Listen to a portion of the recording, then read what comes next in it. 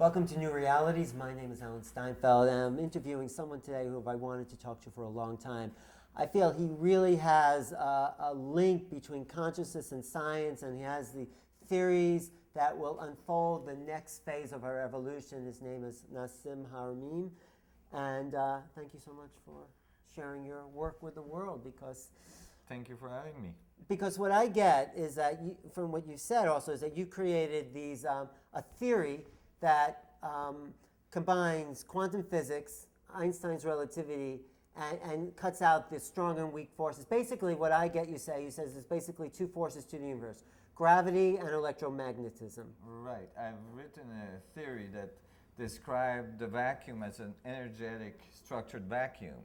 And instead of thinking of objects defining the space, this theory looks at the space defining objects. And so this is a complete reversal of the way we think of reality, of the space we live in, how we are in the universe, and so on. And there's fundamental implication in that change that applies to physics and the way we think of gravity, electromagnetism, the strong and weak force, which in my equations I eliminate completely. What I also like about you is you bring in the understanding that the vacuum is intelligent. So the void, the quantum void that emits all, is the intelligence of the universe itself. I mean, the fear is that equates to God. But the other way you're talking about it is just it's embedded in all matter. So right. How do you just talk not against the religious concept of God, but more an intelligence inside of us? Yeah, in this view, the structure of the vacuum itself is the innate function of consciousness, meaning that the vacuum is like the pool of information of all things radiating in it. So in that sense, you could see, if you wanted to put a word on it, you could say the word God, like it has all the information at all time. And it feeds it back through every single subatomic particles and atoms and galaxy and so on at all scales. So it's learning about itself. It's constantly changing.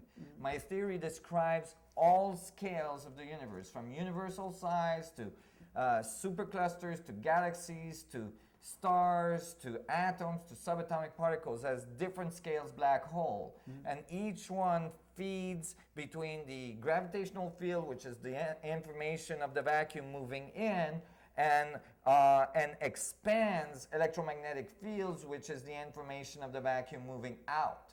And the two creates this feedback loop that is the foundation for consciousness. And creating black holes. So, and you're saying we're all inside a black hole, but getting back to the idea of consciousness.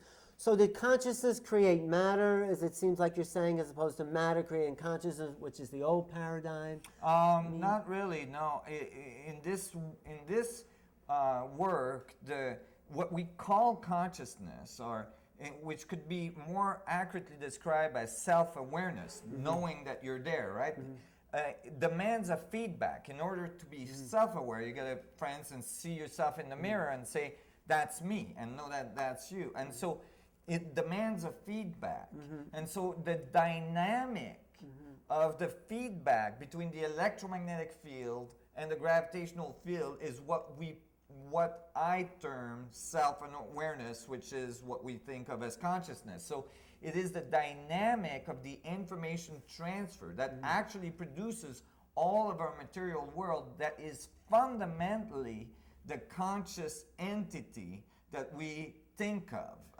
So that means that everything is consciousness and everything is matter. You cannot dissociate them, and that's really important to understand. You can't dissociate matter from consciousness, matter from spirituality, matter from thoughts. It's all one, and we need to understand the dynamic of that one structure in order to have it unify instead of separating it, instead of having the physicist on one side saying it's all matter and having the spiritual people on the other side saying it's all consciousness. It's both at the same time. It's never the egg or the chicken, it's always both. It's another fractal structure. So even in terms of consciousness or or let's say psychology, we exist within a feedback mechanism. I do something, you don't like it, you give me some feedback, I modify my behavior. Yeah, So exactly. So the universe is doing that in some way. You can apply it to you and me, or you can think of like you're feeding information to the vacuum, and if the vacuum is what produces the material world, then the vacuum feeds you back experiences and that are directly related to how you interpret them, and as you interpret these new experiences you feed it back again, and so goes the wheel of creation, and the result is the universe learns about itself that way. Well, that's the exciting thing about your theory. It's as if the universe is constantly learning about itself, and us as a representative consciousness are moving into new territories all the time. Right, Which is, exactly. And you could think of all the information that's dispersed, like that's radiated in the vacuum everywhere in the universe at one time, being the collection of all information potential available. Yet, because of synergy, which says that that a system is more than the addition of all the parts, because all the parts together creates, like you could think of it as the new question. In every millisecond there's the new question that's created from the result of all the information that's available. So there's this constant learning, there's this constant pull towards higher level of consciousness, higher level of organization, higher level of coherency. and it's fresh each moment. It's released as fresh newness, a novelty, ongoing into forever. Right, because if at any moment you could create exactly what you wanted, meaning that if any moment a being could actually say, I'm going to create this exactly the way I want it, and the result was that it was not modified by all the rest of the information in the universe, and it came back to you exactly how you expected it, then the universe would end. Right? Because within seconds you would create the ultimate universe, right? So and you would say, okay, that's it. And then you'd be bored from there on. But nothing's ever what we want it to be, even on a personal level? It's always a little bit unexpected. It's always modified by all of the rest of the information in the universe, because the universe, the vacuum, has to coordinate all the information to create this incredible complexity that's highly coherent, that's highly organized. And so in order for that to happen, it has, everything that you send to the vacuum is modified so that everything coordinates. So that you can't say at one moment, I'm going to turn off the sun because I'm a little too hot, right? And now all of a sudden, parts of the world is freezing over, right? There's a consensus. The information you're feeding the universe is modified by all of the rest of the information available, so that everything is coherent in this consensus reality. Right, but sometimes our individual consciousness does link to let's say, the vacuum consciousness. We become one with it. I guess in that moment, there's really nothing we want, right? Because we're moving forward. There's nothing we want to manifest because we are. In the moment, you could think of that moment as the moment of enlightenment or the moment of nirvana. But in that moment, you can see that it would be that all information would be available to you. In that moment of connecting with the fundamental vacuum of coming in contact with the fundamental vacuum, you would have all the information available. However, the new question would emerge, and the new question would emerge again, and the new question would emerge again. So enlightenment is a process. Right. It's a constant learning. And the perfect master must be the perfect student. And so from that view, you can start to understand the principle of evolution. Because the universe is constantly learning about itself from itself. So what will it take for normal mainstream scientists to get this. I mean, you know, you're sort of working in a vacuum in a way. Right. So what will it take? Well, you know, I'm writing equations, and I've written many papers that starts to lay out the math and the dynamics in which these functions occur in space-time. So as I publish more and more papers, it becomes more and more, it brings this awareness to the scientific community, and more scientists are excited about what I'm writing and understanding it, and are moving in that direction, and are adding to it. And so there's new collaborations that are building. But all these things takes time, you know. It took some 10 years for Einstein to bring his theories to the world. And so, you know, we have to be patient. But as well, I do a lot of effort to bring this information to the public at large, because the implication of what I'm writing in physics is huge for the individuals out there in their home. How they think of themselves, how they think of the universe and themselves in it. Well, that's it. Nassim has produced a DVD called Crossing the Event Horizon from the resonanceproject.org. But what is the implications of these theories? One big one is everything's a black hole, and there are black holes nested in black holes, the universe, the sun, the galaxy. We all have levels of black hole. But what's the practical implication, and how can we use this in the future? Well, there's two levels. One of them is the philosophical practical interpretation. What it means to you when you are at home, when you think of yourself. Do you think of yourself as isolated from all things, or do you think of yourself as part of this incredible structure, of this incredible metric of the universe that's connecting at all levels? And do you think of yourself as influencing this metric? Do you think of yourself as influencing the world, influencing the universe by the way you interpret things? So we can influence with your theories. It seems like we give feedback to the universe as well as the universe giving feedback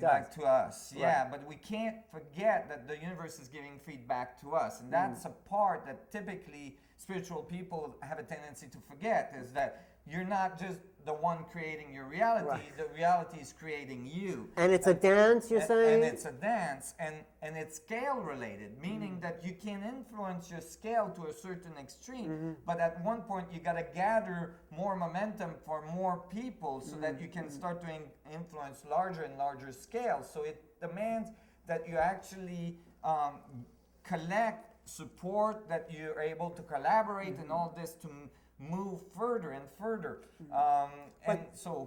Technically, I mean, I think the implications of a mechanism, can you talk a little bit about what it means to, like you said in your lecture, have a black hole in your backyard? And is that practical, and is that actually feasible at some later date to actually... Yeah, I think so, actually. So not only is it practical for you in your living room to start to think of yourself that way, and to start to see all the objects around you as connected to you through this invisible grid of the structure of the vacuum, but as well, when you start thinking that way and you start writing the math and the physics that describes this, you start to see that there's engineering possibility there. If the vacuum is full of the information that creates all things, what if you could create an object that taps into the vacuum? If you could generate another little scales of these nested scales, and that you could control this scale, then you would have access to enormous amount of information, enormous amount of energy, enormous amount of capability to curve space-time, create gravitational fields. If this is true, then our future is looking very, very bright, and it's looking very exciting, and it's not that far off. Well, you have the theories that say, okay, that it's possible to create mini black holes. That's looks like it's actually practical. What do we need to have in order for that to happen? People say a lot of energy, but what do you think we need? Actually, from my equations, the idea, first of all, is that mini black holes are generated by nature all the time. Really? That is, that there's not just one big bang in some miraculous way that created all the atoms, but actually that there is atoms being created at the center of galaxies all the time, at the center of stars all the time, and that there's a continuous creation process that is occurring right now, and that's why the universe is expanding, and actually that's why it's accelerating and it expands as well, and as well because it spins.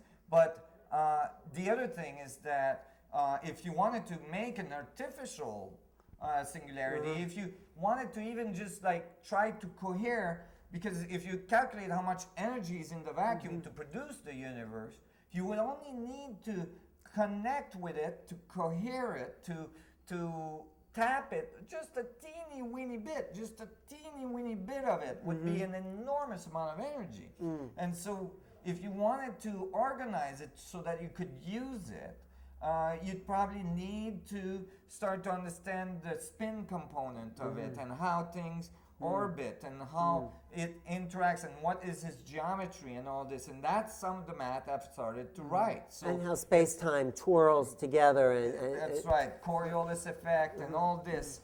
The dynamics of this vacuum structure would have to be known so that you could engineer a device that could tap into it. And that's really a possibility if the universe is truly the result of the vacuum structure. Well, you know, as you're talking, I'm thinking, well, how does this relate to the human being? And it seems like this spinning vortex is the thing that's giving us life. I mean, it's the spirit itself. And does that, in your theories, go anywhere outside the body? I mean, what is the essence of soul, spirit, in your theory? Yeah, actually, you know, if you look at spin components in my theory, it is the base of all the forces, meaning that you can think of the vacuum as this pool of water, and when the pool is spinning, it's producing little vortices. And wherever there's a vortice in the vacuum, we say, oh, there's a thing, right? Could be a star, could be a galaxy, you know, the big vortex arms of a galaxy, or it could be an atom or a subatomic particle. So, you know, the spin dynamic is fundamental to you know, the way we look at this vacuum, and how the vacuum interact to produce a reality. So where's the soul then? How matter gathers, and how information gathers. And so if you wanted to do a physical interpretation of the soul, you could say that the soul is the information that's gathered by the vortices generated by a specific set of information, by a specific being. So in the vacuum, a vortex would gather a very specific set of information. You can think of yourself as this little vortex, like for instance, the billions of atoms that you're made of, all spinning very fast and gathering a very specific set of information. And that would be what maybe spiritual people would call the soul. It would be a set of information embedded in the structure of the vacuum. But then it just, and within vortices in a pool, that would then just, when the vortices stop spinning, it just dissolves into the pool. But it's a really interesting thing, an experiment you can do in your tub when you take a bathtub next time. You know, bring with you a plate in your tub, and try to get the water to go calm, and then you push the plate in the tub, and you'll see two little vortices you know, organizing on either side of the plate, and they'll be turning in the opposite direction. And if you look carefully, you'll see a little string that connects them under the water. And if you put your hand in the string, you'll see the vortex disappear. And if you take your hand out, you'll see them reappear. So when the vortices disappear into the pool of information of the vacuum, it doesn't mean it's gone. It doesn't mean that there's no more. It just means it has integrated with all the information of the vacuum, but it can recohere in vortices in the correct conditions. And we never actually lose information, is one of your That's things. right. So the information of who we were, let's say, as a being, is always present. There's no information loss. There's no energy loss. It's always present. So it can recohere, but what it's doing is it's constantly changing, it's constantly being modified, it's constantly learning, and that is the driving force of creation. In the present. So it seems like you do have a theory of everything.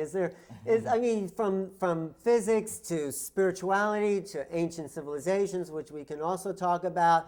But is there any anomalies? Is there anything you haven't figured out? No, really, because there's plenty. Like what's an anomaly within your system that you say, I just can't seem to fit this in? That's like sticking out at you.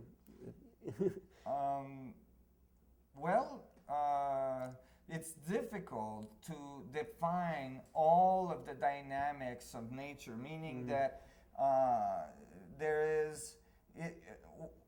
If I was to answer that question honestly, okay, I would say I haven't found anything that doesn't fit, except that every second there's something new. Right. And so that new thing has to be fitted in. And so there's new part of the theory that grows and grows and grows because I'm getting new sets of information constantly. So it's a constant growth, and I don't think there'll ever be a theory that can explain everything, because everything is constantly changing. So it is the theory, but if the theory is fundamentally correct, I truly believe that there is fundamental understandings. And if they are clear and fundamentally correct, I think a theory can grow in a very harmonious way, in a unified way, and continue to incorporate more and more complexity, just as nature does. Which is what you're doing. So your theory, you don't feel is static. This is a set of formulas, and this is how the universe is. Your theory is a dynamic theory. It is dynamic, although there's fundamental axioms to it that seems to be accurate, that seems to work, that seems to define a new level of understanding of our universe. And I'm sure that eventually those will change and evolve, and hopefully somebody will be able to add to it that makes it even more precise and give us even more capability to interact with the universe and understand it better. But I think it's a very large change already from what is currently being propagated in the mainstream. Well, we'll see. You're saying also that you were living inside a big black hole. The universe itself is a black hole. Yes. But that probably isn't the end to the fractal. That's probably, the universe itself is... It's probably embedded in a larger one, which is embedded in the larger one, and so on. And so there is probably infinite amount of fractal boundary condition. If you say to a 7-year-old, this is the boundary of our universe, as we say usually, in class now. We say, our universe has a boundary, and that's what it's in. The first thing the kid asks you is, well, what is that in, and how did it get there? And so my point here is to say, actually, there is no such thing as an end to anything. There's only boundary conditions that are embedded from infinitely big to infinitely small. Right. And what's important is not if there's a beginning or an end, but what's important is how it embeds itself, what is the dynamics that produce the embeddedness, and how we can understand those dynamics to make our world a better world. So, thank you. I get that. And just talk as we kind of wrap up here about the evolution, where we're going as a civilization, how we need this next step, and maybe 2012. Is that really a critical point? Well, if you look at the way the universe learns and the way the things grow in our universe, it seems like they go through boundary condition to boundary condition. There's quantum jumps. There's moments, they're very specific moments where energy levels reach a certain level and then eventually get into a chaotic mode, and then they go into really high level of chaos just before they pop into the next resonant Right, level. it looks like systems are going to break down and totally collapse, or they jump to the next level. And so I think we're experiencing one of those moments in our history right now, and that is telling, it's telling because you can see the chaotic functions, increasing in our society, and you can see those signs for already quite a while, And now I think we're getting really, really close to popping into this new level. And so I think that the 2012 dates and all this are, are boundary condition. And that's why I like to think, and I call my DVD set Crossing the Event Horizon. It's crossing this boundary condition, is our crossing of our consciousness into this new level. It's crossing of our understanding into this new level of new physics and everything, and it's crossing the technological advancements into this new level as well. Well, it seems like your theories are very much a part of the new level, and you also said that new level is about being a galactic being, getting off the Earth as one level of finiteness into the next level. Right. So, I think these theories and this new understanding leads directly to our capacity to literally ascend. And I don't mean it in terms of spirituality, but as well in terms of spirituality, but literally produce technology that allows us to move off the surface of our planet and actually start to experience our universe as an abundant universe. Right now we're kind of stuck on the surface, kind of stuck on a conveyor belt, and we have very little capability to regulate our lives. If something happens to our planet, it's pretty well over. A society that reached higher levels of consciousness, higher levels of technology, would demand that they are able to get off the surface of the planet and of their planet before large cataclysms occur, which could be quite frequent, cosmologically speaking, in terms of planetary systems. Planetary systems are not that stable. And so a society has to learn to understand gravity and to understand how to use it so that they're not necessarily stuck to the surface if something happens. Great. I really appreciate your work. I think it's very, very important that enough people integrate this new knowledge to take us into what my program's called Newrealities. Yes. And I just welcome you to come back anytime. And Thank you very much. It was great to be here. Anything you have to say about living into a Newrealities? May the vacuum be with you. Thank you. I'm talking to Nassim Haremein. Haremein. TheResonanceProject.org. Get the DVD, the Crossing the Event Horizon. I hope you'll be back. And this is Alan Steinfeld for Newrealities. Email me at newrealities@earthlink.net or check my website, newrealities.com. Thank you.